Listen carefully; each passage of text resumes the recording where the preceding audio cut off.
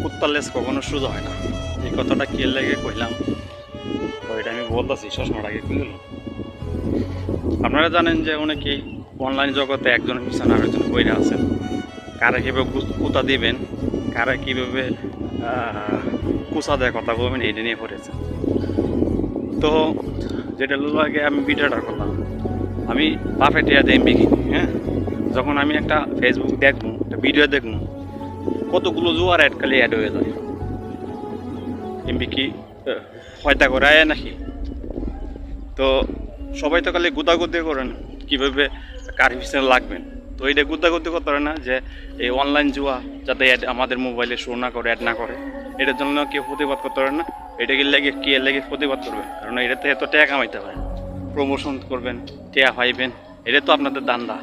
প্রতিবাদ করতে পারে না যে এত জুয়ার অ্যাড কেন দিচ্ছে, এটা কেউ করবেন না, এই সাহসটা কেউ নাই।